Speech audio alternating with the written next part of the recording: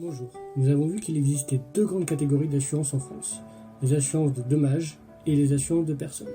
Les assurances de dommages sont les assurances automobiles ou habitation par excellence, et les assurances de personnes sont les assurances vie et prévoyance par excellence.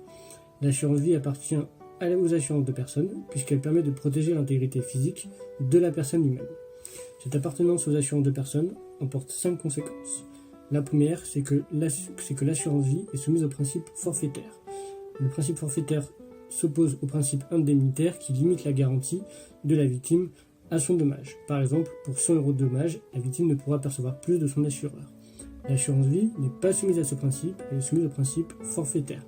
C'est-à-dire que quand elle a un dommage qui est prévu au contrat, l'indemnisation est celle qui est prévue au contrat. Ça peut être un pourcentage, ça peut être une somme, mais en tout cas, ça n'aura rien à voir avec son préjudice.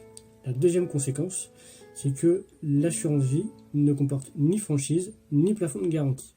La troisième conséquence, c'est que le souscripteur peut avoir plusieurs contrats d'assurance, à l'opposé des produits comparables, comme le livret A ou le plan épargne retraite, où pour ces deux plans, en tout cas pour le livret A, le souscripteur ne peut avoir qu'un livret A. Pour le père, c'est un peu plus complexe, mais en tout cas, il faut vraiment retenir que pour le contrat d'assurance vie, le souscripteur peut en signer 1000 s'il le souhaite.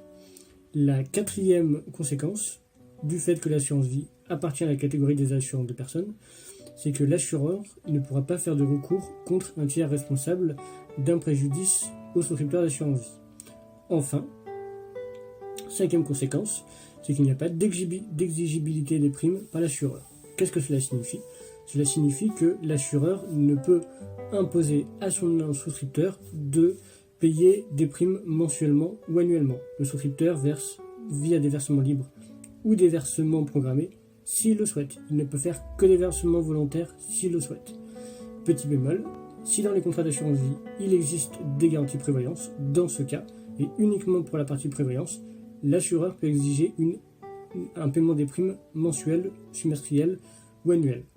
Mais quand il n'y a qu'un contrat d'assurance vie sans garantie prévoyance, l'assureur ne peut demander à son assuré de payer des primes de manière programmée.